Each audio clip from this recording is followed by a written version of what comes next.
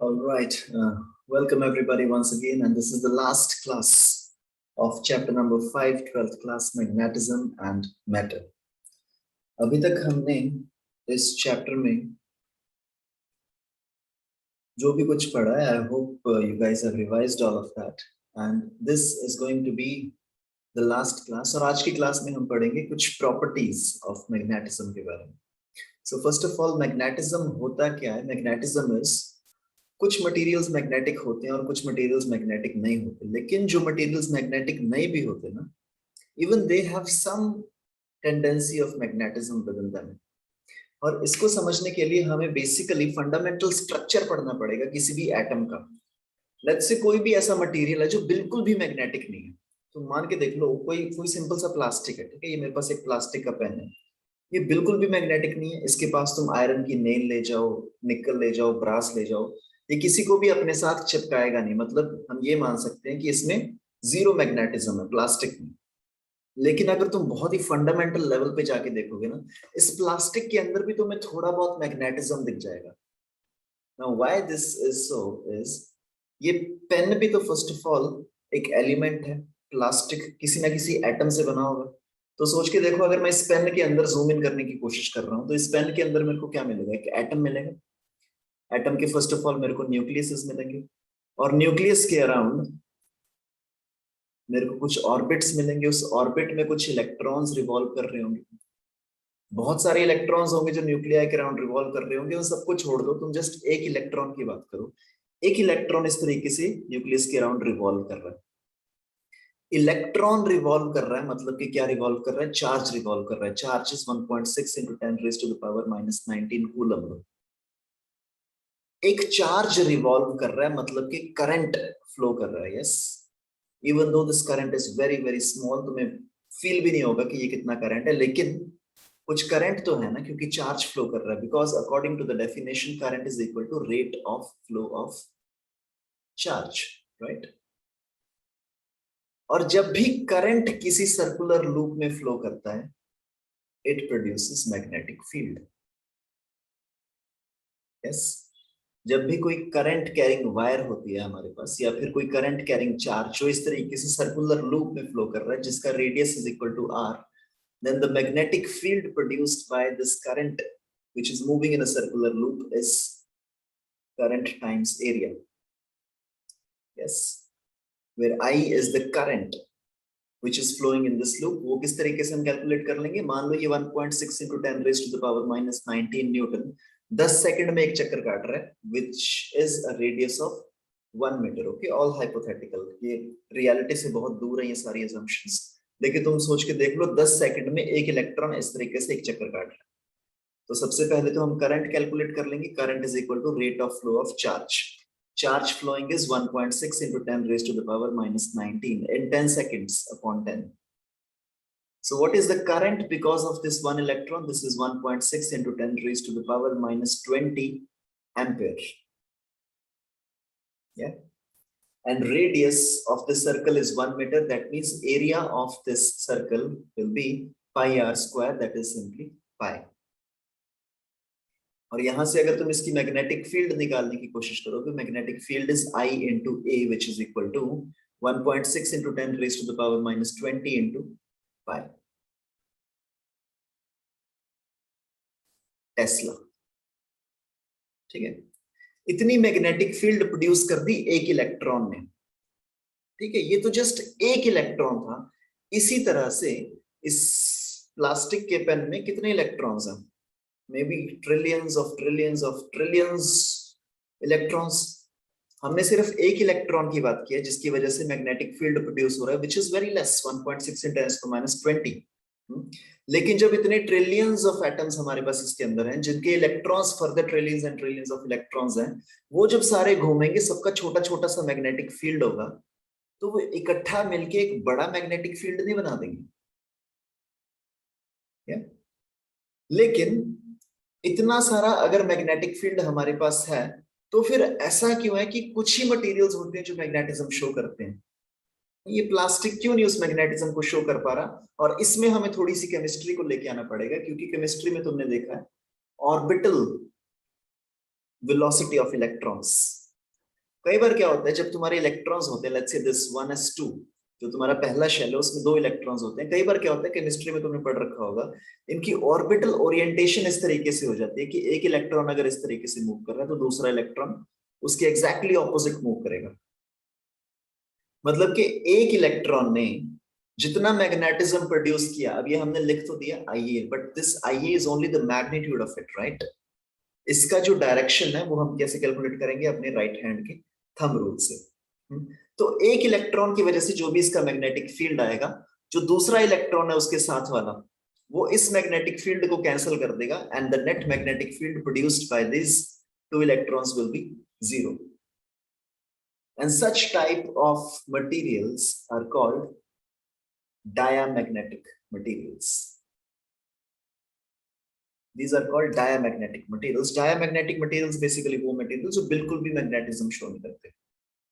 लेकिन बहुत सारे ऐसे मटेरियल्स भी होते हैं जिनमें ये आपस में कैंसिल आउट नहीं करते, तो उनको हम बोलते हैं फेरोमैग्नेटिक, पैरामैग्नेटिक, और दोस टर्मिनोलॉजीज, उनकी हम बात नहीं करेंगे क्योंकि तुम्हारे इस बार वो सिलेबस में हट चुका है। प्राइमरीली जो हमें आज की क्लास में बात करनी है, हमें 4 प्रॉपर्टीज के बारे में बात करनी है मैग्नेटिज्म में।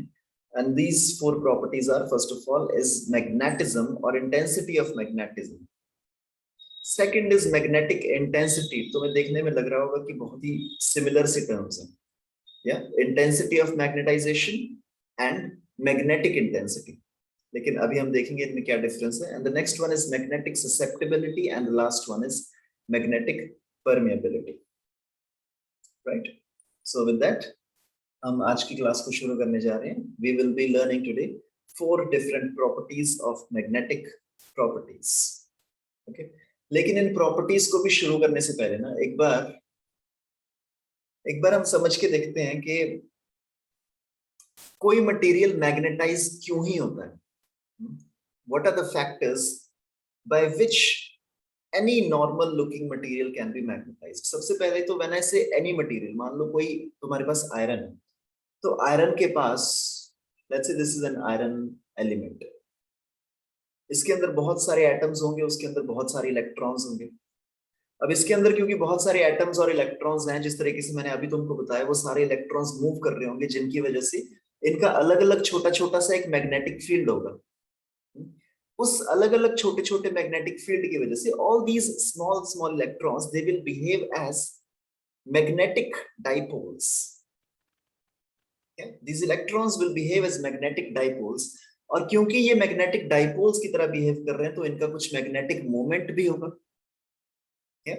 तो मान के देखो ये तुम्हारे पास आयरन है, और इस आयरन का बहुत सारा इसके पास इलेक्ट्रॉन्स हैं, and all those electrons are acting like magnetic moments. तो एक इलेक्ट्रॉन का लेट से मैग्नेटिक मोमेंट ये रहा, छोटा m, दूसरे इलेक्ट्रॉन का मैग्नेटिक मोमेंट छोटा m2, तीसरे इलेक्ट्रॉन का मैग्नेटिक मोमेंट m3।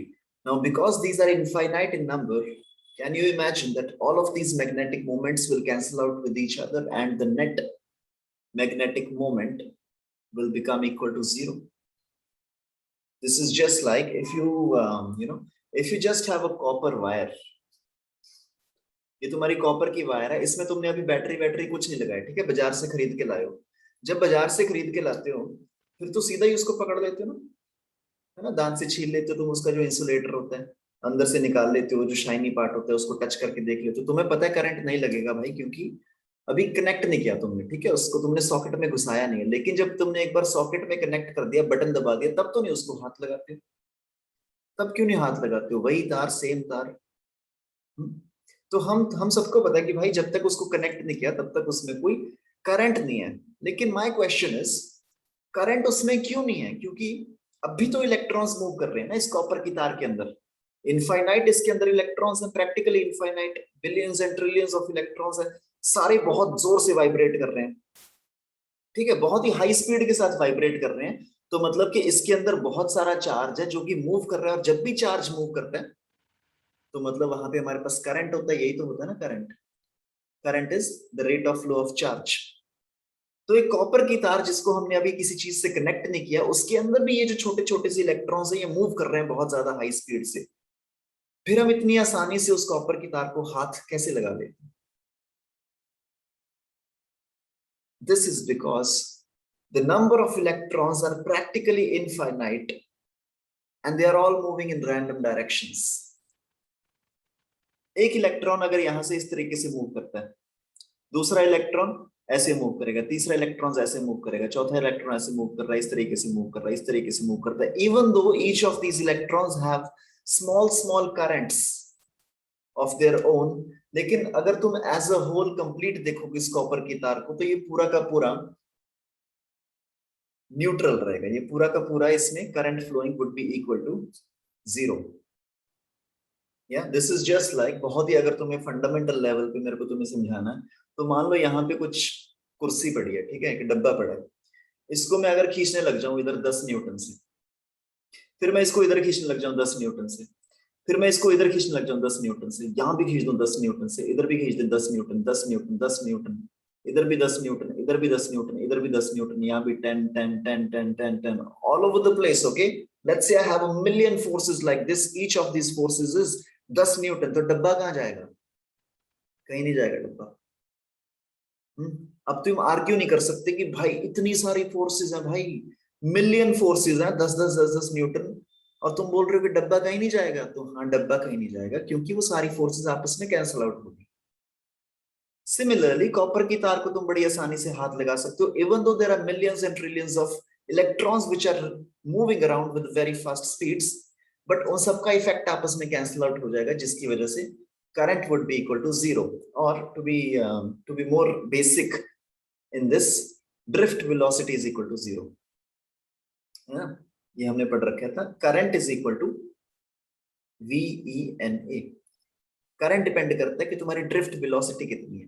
तो क्योंकि इसमें ड्रिफ्ट वेलोसिटी तुम्हारी नेट वेलोसिटी 0 आ गई, उसकी वजह से your current flowing is equal to 0. Just like this, एक प्लास्टिक के अंदर, मान लो मेरे पास कोई प्लास्टिक की चीज है, इसके अंदर ये जो छोटे छोटे से इलेक्ट्रॉन्स होंगे, they will behave as magnetic dipoles, they will act as small magnets. लेकिन एज अ होल तुम्हारा प्लास्टिक इज नॉन मैग्नेटिक.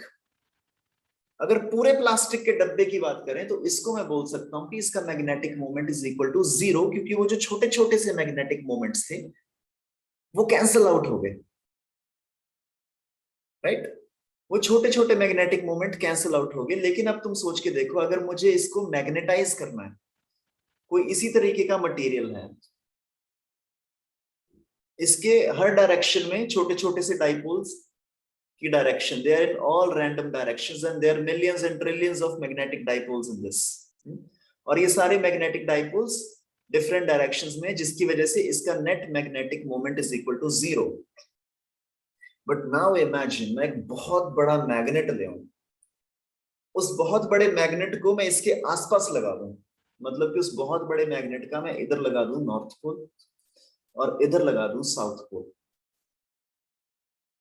तो अब क्या हो जाएगा, ये सारे जो मैग्नेटिक डाइपोल्स हैं ये एक मैग्नेटिक फील्ड के अंदर आ गए. ये बहुत बड़ी यहाँ पे एक मैग्नेटिक फील्ड आ जाएगी, जिसके अंदर ये सारे छोटे छोटे मैग्नेटिक डाइपोल्स आ गए. ये जो सारे मैग्नेटिक डाइपोल्स हैं, इनका कुछ नॉर्थ साउथ होगा, इवन दो छोटे छोटे से हैं, इनका छोटा छोटा सा नॉर्थ साउथ होगा. इसका अलग से ये नॉर्थ, ये साउथ, ये नॉर्थ, ये साउथ, ये नॉर्थ, ये साउथ.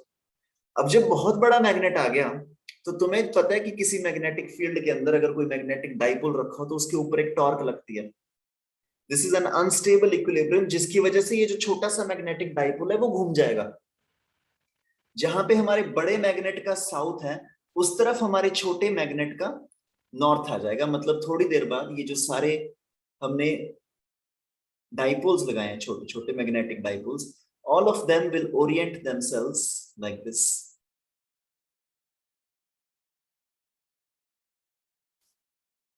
Yeah, कॉपर की तार में भी तो यही होता है ना. जब तुम बाजार में से ले आते हो, अभी कुछ कनेक्ट नहीं किया तुमने, ठीक है, अभी कनेक्ट नहीं किया, तो तुम बड़ी इजीली इसको हाथ लगा देते हो. तुम्हें पता है कि इसके अंदर जो भी इलेक्ट्रॉन्स है वो रैंडमली मूव कर रहे हैं, net current is equal to 0. लेकिन जैसे ही इसको सॉकेट में कनेक्ट कर दिया, इसके साथ बैटरी तुमने कनेक्ट कर दी, suddenly you have a higher source which is attracting all the electrons in one direction. अब वो सारे इलेक्ट्रॉन्स जो रैंडमली मूव कर रहे थे, अब वो सारे इलेक्ट्रॉन्स एक ही फोर्स के साथ मूव करेंगे टुवर्ड्स दिस टर्मिनल. अब तुम नेट टर्मिनल वेलोसिटी को जीरो नहीं बोल सकते। Now you can not say that the drift velocity is zero. अब क्योंकि ड्रिफ्ट वेलोसिटी जीरो नहीं है, सारे इलेक्ट्रॉन्स इकट्ठे एक डायरेक्शन में मूव कर रहे हैं, now your current is also not equal to zero. अब तुम इस कॉपर की तार को हाथ नहीं लगा सकते क्योंकि तुमने एक पावर का सोर्स कनेक्ट कर दिया। सिमिलरली एक नॉर्मल मटेरियल जिसके अंदर बहुत सारे मैग्नेटिक डाइपोल्स थे जो कि रैंडमली डायरेक्शन में ओरिएंटेड थे, अब जब तुमने बहुत बड़ा एक मैग्नेट लगा दिया उनके आसपास, now all these small small magnetic dipoles are they have oriented themselves in the direction of the big magnetic field। अब ये हो गया मैग्नेटाइज। वो अलग बात है कि जैसे तुम इस मैग्नेट को हटाओगे, इसके जो डाइपोल्स हैं वो दोबारा से रैंडमली ओरिएंट हो जाएंगे, उसको हम बाद में डिस्कस करेंगे। बट एज ऑफ नाउ एक टेम्परेरी मैग्नेट बनाने का ये तरीका है हमारे पास, ठीक है। टेम्परेरी मैग्नेट बनाने के लिए हम टेम्परेरी मैग्नेट को इस तरीके से बना सकते हैं। और अगर इस मैग्नेट को हमें स्ट्रॉन्ग करना है, इस मैग्नेट को स्ट्रॉन्ग करने के हमारे पास दो तरीके हैं। सबसे पहले तो ये जो हमने एक्सटर्नल मैग्नेटिक फील्ड लगाया, तुम इसको इंक्रीज कर दो। मतलब कि ये जो तुमने मैग्नेट बनाया, ठीक है, अगर तुम्हें स्ट्रॉन्ग मैग्नेट चाहिए होता तो अगर तुम इस मैग्नेट को इंक्रीज कर देते, मतलब कि ये जो हमने बाहर से लगाया है magnetic field, external magnetic field को अगर तुमने इंक्रीज कर दिया तो ये जो इसका मैग्नेटिज्म है वो भी बढ़ जाएगा। This is one way of improving the magnetism, ठीक है।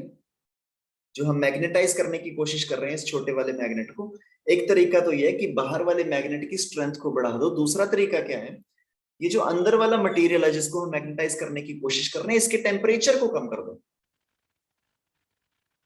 दूसरा तरीका क्या है, इसके टेम्परेचर को कम कर दो।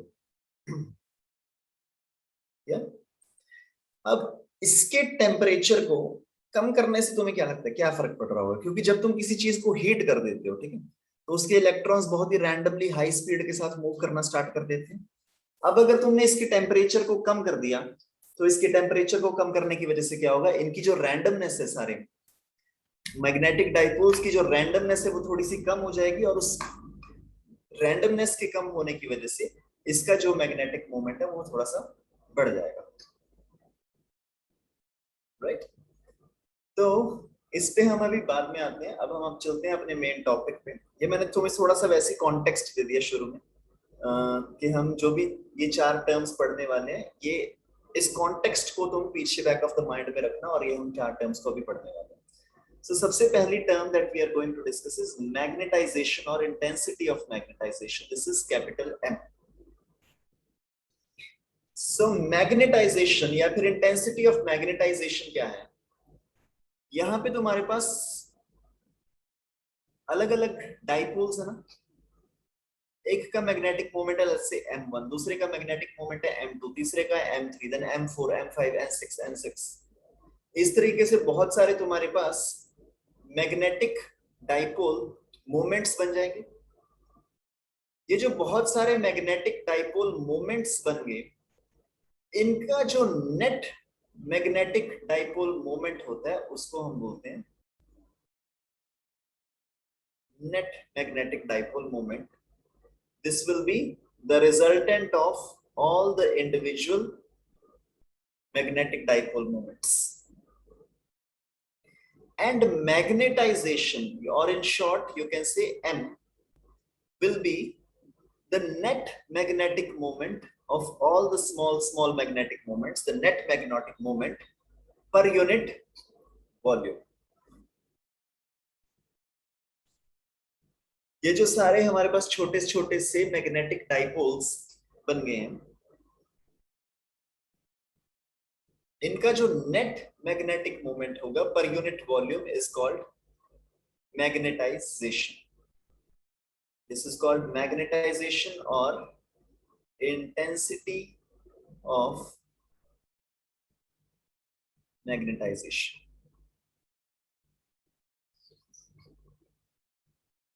ठीक है जी, this is called as intensity of magnetization। और ये टर्म क्यों इंपॉर्टेंट है, हम इंटेंसिटी ऑफ मैग्नेटाइजेशन के बारे में क्यों पढ़ रहे हैं? क्योंकि इसकी मैग्नेटाइजेशन ही डिसाइड करेगी कि ये कितना मैग्नेटिक फील्ड प्रोड्यूस करेगा।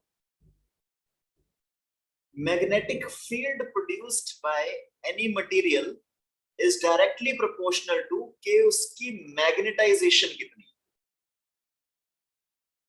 Magnetic field produced by any material B is directly proportional to कि उसकी मैग्नेटाइजेशन कितनी है। And if you have to equate this, तो इसमें तुम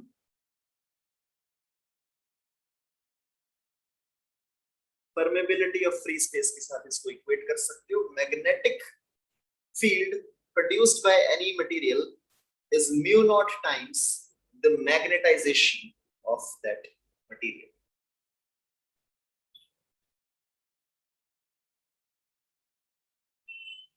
Okay, all good? समझ में आ रहा है ना?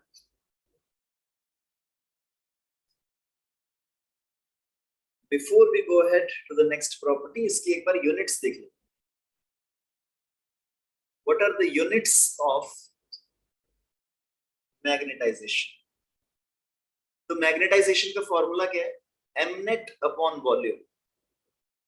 mnet मतलब dipole moment upon volume. Dipole moment क्या होता है? I into area upon volume is this. So this will be current into meter square upon meter cube. This will be current upon length. These are the units of magnetization.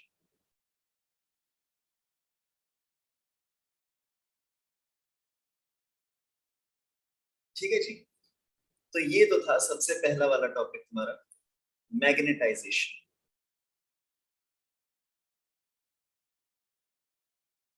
Right, अब दूसरी चीज है magnetic intensity. तो देखने में ऐसा लग रहा है कि यार फर्स्ट पॉइंट और सेकंड पॉइंट बिल्कुल सेम ही है, लेकिन इन दोनों में छोटा सा डिफरेंस क्या है? मैग्नेटिक इंटेंसिटी का मतलब क्या है? मैग्नेटिक इंटेंसिटी इज,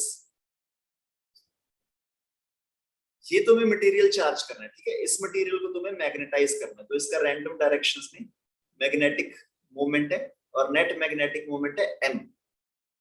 इस नेट मैग्नेटिक मोमेंट की वजह से ही एक इस पे b प्रोड्यूस होगा, that b is equal to mu naught times m। और इसको मैग्नेटाइज करने के लिए जो हमने यहाँ पे बड़ा मटेरियल रखा है नॉर्थ साउथ,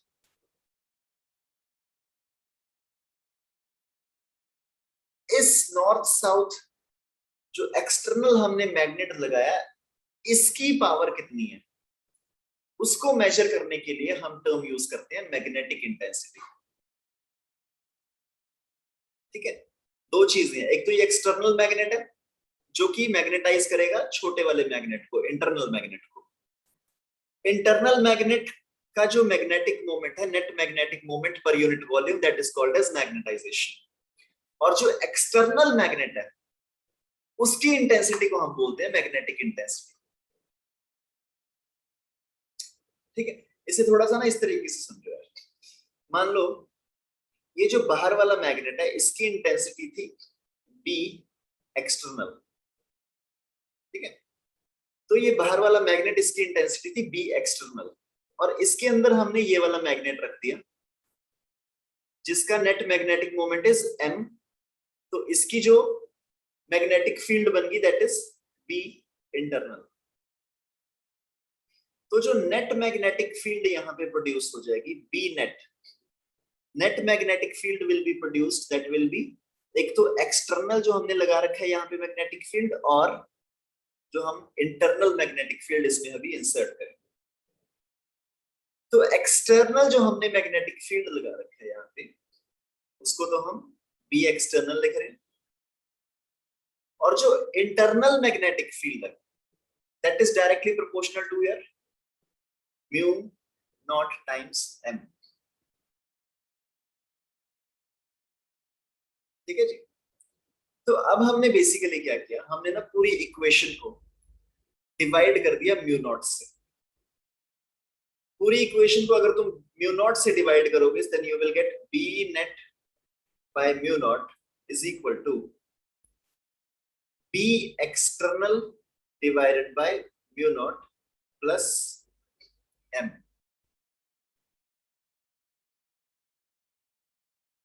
ठीक है जी। और ये जो B external by mu naught है, इस चीज को हमने एक नया नाम दिया, इसको हमने एक नई टर्म पॉइंट की, जिसको हमने बोला मैग्नेटिक इंटेंसिटी एच। इसको हमने बोल दिया मैग्नेटिक इंटेंसिटी एच, मतलब कि तुम्हारा B net upon mu naught will be equal to H upon M. ये हमने इसको नया नाम क्यों दिया, ये समझाने के लिए कि हमारा जो नेट मैग्नेटिक फील्ड आएगा वो दो चीजों की वजह से होगा। एक तो ये H is due to the external magnetic field, this is external magnetic field by mu naught, इसको हमने बोला एच, और फिर उसकी इंटरनल प्रॉपर्टी एम, दोनों की वजह से तुम्हारा नेट मैग्नेटिक फील्ड बनेगा। और अगर तुम इस इक्वेशन को फाइनली लिखना है, तुम लिख सकते हो B net is equal to mu naught times H plus M.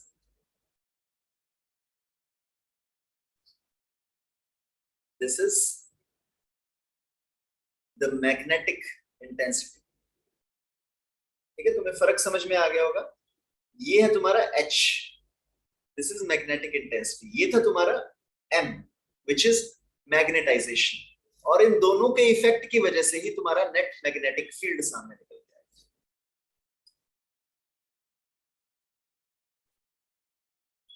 Okay, please give me a thumbs up. बहुत सारी नई टर्म्स है, मुझे पता है इसमें, लेकिन 2-3 बार रिवाइज करोगे इसको तो मैं समझ में आ जाएगा। So these are the first two terms. पहली है मैग्नेटाइजेशन, दूसरी टर्म है magnetic intensity, and now we come to the third term, which is magnetic susceptibility. So magnetic susceptibility को समझने के लिए एक बार फिर से हम एक नए पेज पे चलते हैं। So this is magnetic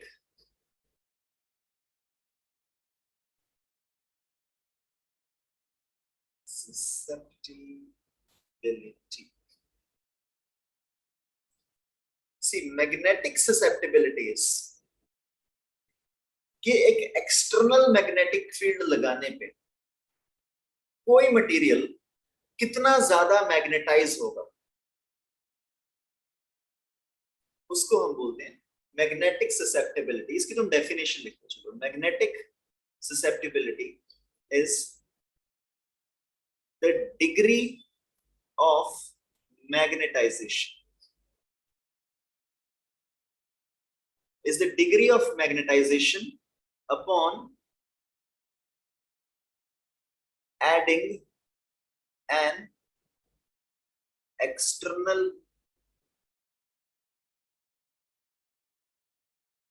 magnetic field। जब हमने किसी मटेरियल को एक एक्सटर्नल मैग्नेटिक फील्ड में रख दिया तो वो कितना ज्यादा मैग्नेटाइज होगा। ठीक है जी। और ये तुमको डायरेक्ट फीलिंग आ रही होगी यार यहाँ से, अगर तुम इसको बढ़ा दो, बाहर वाले मैग्नेटिक फील्ड को बढ़ा दो, तुम बी एक्सटर्नल को बढ़ा दो, या फिर B external by mu naught को बढ़ा दो, मतलब कि तुमने अगर एच को बढ़ा दिया, अगर तुमने एच को इंक्रीज कर दिया तो इसका मैग्नेटिक मूवमेंट भी इंक्रीज हो जाएगा ना, क्योंकि ये सारे फिर उसके बाद अपने आप को अलाइन कर लेंगे उस डायरेक्शन में। या अगर तुमने एक्सटर्नल एच को बढ़ा दिया, that means external magnetic field को बढ़ा दिया, तो जो इसका मैग्नेटाइजेशन थी तुम्हारे अंदर वाले मैग्नेट की, वो भी थोड़ी सी बढ़ जाएगी। That means can be say that magnetization of the material जिसको मैग्नेटाइज करना है, it's directly proportional to H. Magnetization is directly proportional to H. ठीक है। और ये कितना ज्यादा अपने आप को मैग्नेटाइज कर लेगा, मतलब कि इसका मैग्नेटाइजेशन कितनी ज्यादा हो जाएगी एक्सटर्नल मैग्नेटिक फील्ड लगाने पे, उसके लिए जो हम कांस्टेंट ऑफ प्रोपोर्शनैलिटी यूज करते हैं, this is xm, and this xm is called magnetic susceptibility. This xm is called magnetic susceptibility.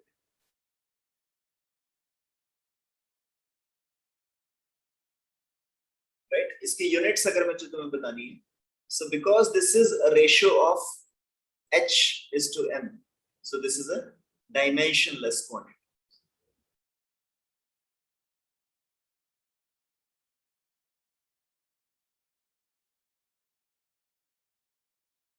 Because this is the ratio, this is the dimensionless quantity.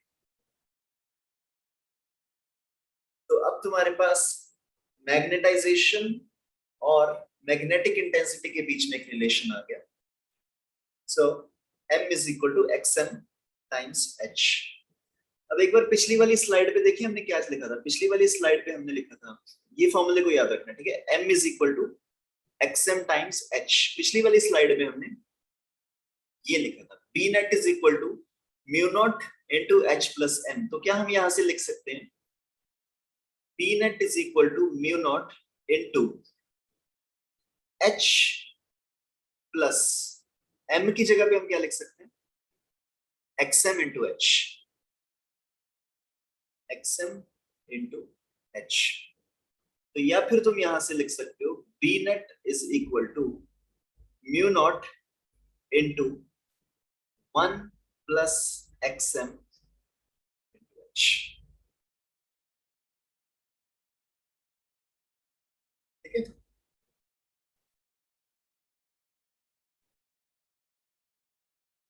b net is equal to mu naught into 1 plus xm into h,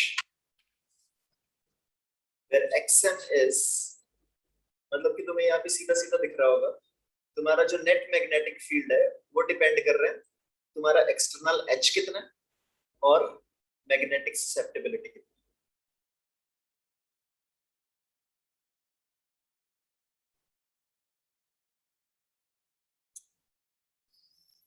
Okay, all good.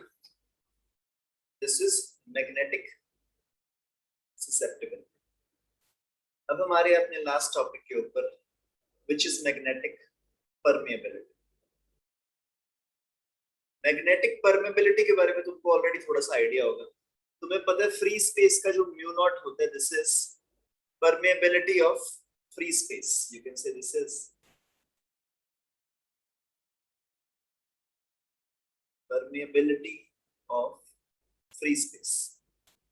तो किसी भी material की जो permeability होगी उसको हम बोलते हैं mu M. Mu M is the permeability of any material. जिस तरीके से तुम्हारा एप्सिलॉन नॉट होता था ना, epsilon naught is permittivity of free space and epsilon M is permittivity of any material, and you can say permittivity of any material is equal to epsilon naught times epsilon r, where epsilon r is the relative permittivity. इसी तरीके से तुम यहाँ पे लिख सकते हो mu naught is permeability of free space, mu m is permeability of any material, and you can say mu m is equal to mu naught times mu r, where mu r is relative permeability.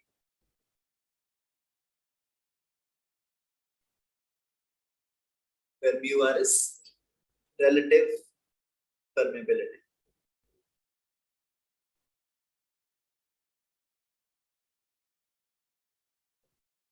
और मैं तुमको एक चीज और बता दूं, जो हमने यहाँ पे लिखा है ना, B net is equal to mu naught into 1 plus xm into h. So B net is equal to mu naught into 1 plus xm into h. यहाँ पे ये जो तुम्हारा 1 plus xm होता है ना,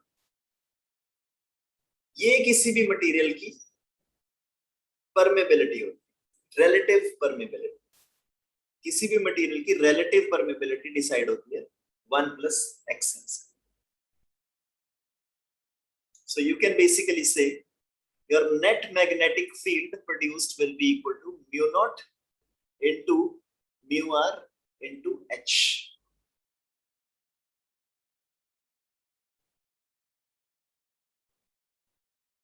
लेकिन ये तो mu naught into mu r है. mu naught into mu r तो किसी भी मटेरियल की परमेबिलिटी होती है ना, हमने अभी लिखा था.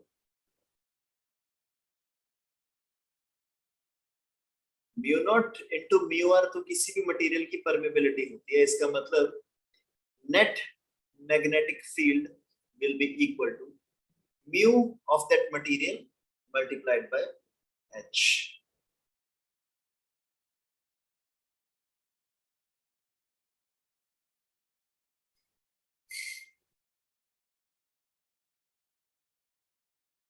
ओके, सो कोई भी मटेरियल, अगर तुमने किसी मटेरियल को किसी मैग्नेटिक फील्ड के इन्फ्लुएंस के अंडर रख दिया, तो वो कितना ज्यादा मैग्नेटिक फील्ड प्रोड्यूस करेगा, ये दो चीजों पर डिपेंड करेगा। एक तो उसकी मैग्नेटिक इंटेंसिटी कितनी है जो बाहर मैग्नेट रखा है, और जो अंदर तुमने मटेरियल रखा है उसकी मैग्नेटिक परमेबिलिटी कितनी है। दोनों को मल्टीप्लाई कर दो, that is the net magnetic field which is produced.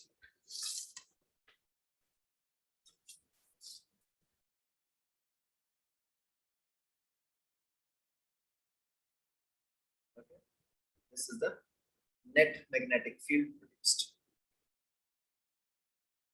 तो ये थी हमारी चार प्रॉपर्टीज। सबसे पहले हमने पढ़ा मैग्नेटाइजेशन, उसके बाद magnetic intensity, then magnetic susceptibility, then magnetic permeability. Now before we wind up with this chapter, एक छोटा सा टॉपिक और तुम्हारा बचा, जो कि मुझे क्लियरली आइडिया है नहीं कि ये सिलेबस में है या नहीं है, तो फिर भी हम इसको कर लेते हैं क्योंकि to be safe side. This is Curie's law.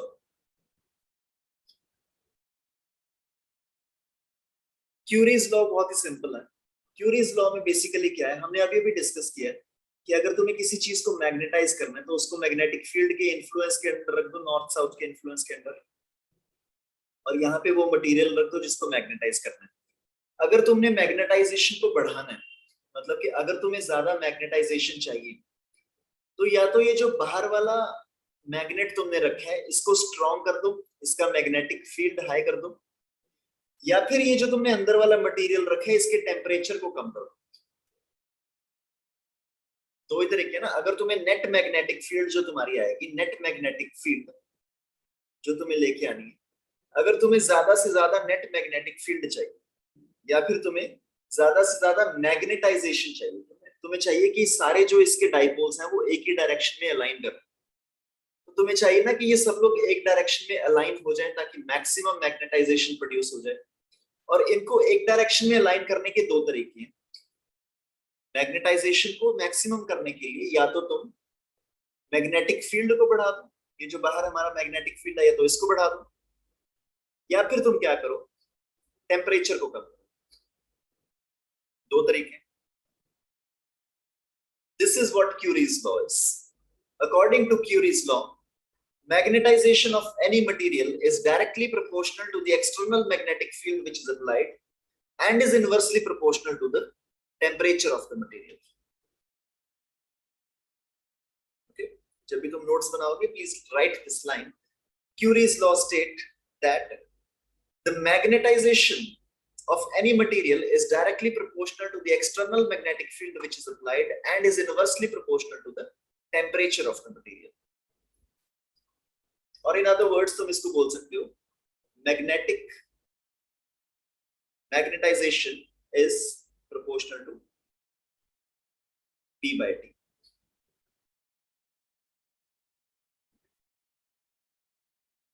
It's proportional to B by T. या फिर तुम एक काम करो, ये जो एक्सटर्नल हमने मैग्नेटिक फील्ड रखा है ना, यहाँ पे इस B की जगह पे तुम H लिख लो, क्योंकि तुम्हें पता है H is equal to B external by mu naught. So if your M is directly proportional to B external, that means your M is also directly proportional to H. तो तुम इसको ऐसे लिख लो, magnetization is directly proportional to H by T.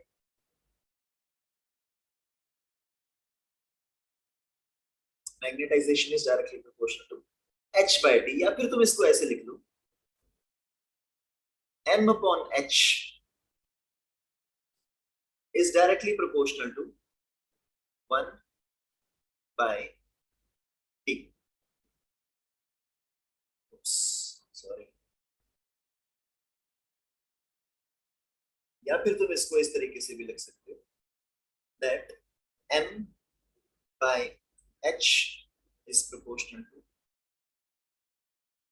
1 upon T. लेकिन m/h तो हमने पढ़ रखे है ना ऑलरेडी मैग्नेटिक ससेप्टिबिलिटी वाले केस। हमने पढ़ रखा था m is equal to xm times h। तो यहां से तुम्हारे पास क्या आ जाएगा, m/h is equal to xm। तो m/h तो तुम्हारा xm होता है ना, तो यहां पे तुम लिख सकते हो your xm is directly proportional to 1/t। Your xm is directly proportional to 1/t। मतलब कि जब तुम किसी मटेरियल का टेम्परेचर कम कर दोगे तो उसकी मैग्नेटिक ससेप्टिबिलिटी बढ़ जाएगी। So another way of writing Curie's law is also that magnetic susceptibility of any material is inversely proportional to its temperature. क्योंकि अगर तुमने टेम्परेचर को कम कर दिया तो उसकी मैग्नेटिक ससेप्टिबिलिटी बढ़ जाएगी। अगर मैग्नेटिक ससेप्टिबिलिटी बढ़ेगी तो वो ज्यादा मैग्नेटाइज होगा वो मटेरियल, राइट।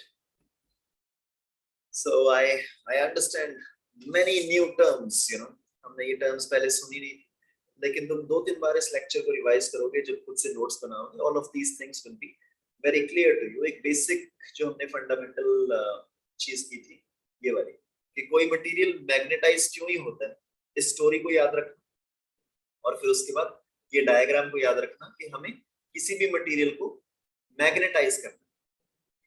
तो ये जो मैग्नेटाइज हम करते हैं इसको, तो जो मैग्नेटिक डाइपोल मोमेंट आता है इसका, net magnetic dipole moment m पर यूनिट वॉल्यूम जो होता है उसको हम बोलते हैं मैग्नेटाइजेशन या फिर इंटेंसिटी ऑफ मैग्नेटाइजेशन। और ये जो बाहर हम मटेरियल लगाते हैं उसकी magnetic field upon mu naught को हम बोलते हैं h, मैग्नेटिक इंटेंसिटी। ठीक है। और मैग्नेटिक ससेप्टिबिलिटी क्या होती है, मैग्नेटिक ससेप्टिबिलिटी कि बाहर वाले h से अंदर वाले m पे कितना फर्क पड़ेगा। m is directly proportional to बाहर वाला h and m is equal to susceptibility times h। ठीक है। और मैग्नेटिक परमेबिलिटी क्या होती है वो तुम्हें पता ही है, permeability is mu m which can also be written as mu naught into mu r, where mu r is also equal to 1 plus x। Okay, I would recommend please इसके notes तुम आज ही बना लेना, अभी बना लेना इनफैक्ट, और notes बनाते बनाते तुमको ये सारी चीज याद हो जाएगी। ठीक है, मैं एक बार दोबारा से कराऊं तुमको, हम ना एक नए पेज पे करते हैं, इसी पेज पे हम सब कुछ लिख देंगे। ठीक है, साइड में एक डायग्राम बना लेते हैं छोटी सी। ये है नॉर्थ पोल, ये है साउथ पोल, ये है एक्सटर्नल मैग्नेट। इस एक्सटर्नल मैग्नेट में हमें क्या करना है, हमें इसको मैग्नेटाइज करना है, ये वाले मटेरियल। तो जब हमने एक्सटर्नल मैग्नेट नहीं लगाया, एक्सटर्नल मैग्नेट को हम लिख लेते हैं बी एक्सटर्नल, इसकी मैग्नेटिक फील्ड। जब हमने एक्सटर्नल मैग्नेट को नहीं लगाया तो रैंडमली ओरिएंटेड है इसके सारे जो मैग्नेटिक मोमेंट्स हैं, तो इसका जो net magnetic moment will be equal to 0। लेकिन जब एक्सटर्नल मैग्नेट लगा दिया तो उसके बाद जो इसका नेट मैग्नेटिक मोमेंट आएगा पर यूनिट वॉल्यूम, उसको हम बोलते हैं मैग्नेटाइजेशन या फिर इंटेंसिटी ऑफ मैग्नेटाइजेशन m। और ये जो एक्सटर्नल मैग्नेट हमने लगाया है P external upon mu naught, इसको हम बोलते हैं h या फिर मैग्नेटिक इंटेंसिटी। और जो तुम्हारी नेट मैग्नेटिक फील्ड आएगी ये पूरा प्रोसेस करने के बाद, that net magnetic field will be equal to mu naught times h plus m। मतलब कि net magnetic field will depend upon both the things. फिर उसके बाद हमने देखा मैग्नेटिक ससेप्टिबिलिटी क्या होती है, कि मैग्नेटिक जो m होता है तुम्हारा, magnetization is directly proportional to the intensity of magnetization, right. h के साथ डायरेक्टली प्रोपोर्शनल है, तो इससे तुम ये लिख सकते हो m is equal to xm times h। और in other words you can say b net is equal to mu naught into h plus m की जगह मैं लिख रहा हूं xm इनटू h। और you can say b net is equal to mu naught into 1 plus xm times h, where your xm is the magnetic susceptibility. And finally, this term 1 plus xm is the relative permeability of this material. And mu naught into mu r is permeability of this material into H, and this is equal to the final magnetic field. ये है वो चार properties जिनके base पे हम further आगे classify करते हैं कि कौन सा मटेरियल पैरामैग्नेटिक होगा, कौन सा मटेरियल फेरोमैग्नेटिक होगा, कौन सा डायमैग्नेटिक होगा, जो सारा कुछ तुम्हारे सिलेबस में इस बार नहीं है. So this was all that we had to study in this chapter, right? So with this we come to an end of chapter number 5. Okay, I'll